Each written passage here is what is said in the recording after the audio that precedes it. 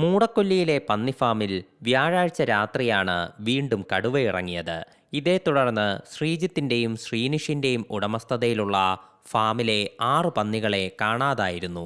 ഒരെണ്ണത്തിനെ കൂട്ടിനുള്ളിൽ ചത്ത നിലയിലും കണ്ടെത്തി.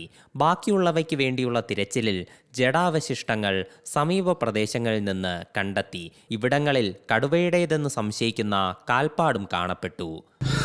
കടുവ ഇന്ന് രാവിലെ വന്നപ്പോൾ കൂട്ടിൽ വീണ്ടും പന്നികളുടെ എണ്ണം കുറവ് കണ്ടു. അങ്ങനെ നോക്കുമ്പോൾ കടുവേൻ്റെ പാടുകളും സെയിം കൂട്ടിൽ നിന്ന് തന്നെ കടുവ പിടിച്ചുകൊണ്ട് പോവുകയും അതിന് ആ കാൽപ്പാടുകൾ പിന്തുടർന്ന് ഞങ്ങൾ പോയി നോക്കുമ്പോൾ ഫോറസ്റ്റിനോട് ചേർന്ന് തന്നെ ഫോറസ്റ്റിൽ തന്നെ എന്ന് പറയാം അവിടെ അവശിഷ്ടങ്ങൾ തിന്ന ആറെണ്ണത്തിൻ്റെ അവശിഷ്ടങ്ങൾ അവിടെ കാണാൻ കഴിഞ്ഞു. പൂർണ്ണമായും തിന്ന സ്ഥിതിയാണ് ഉള്ളത്. ഒരെണ്ണം കൂട്ടിൽ ചത്ത നിലയിലുണ്ടല്ലേ? ഒരെണ്ണം കൂട്ടിൽ ചത്ത നിലയിലുണ്ടായിരുന്നു.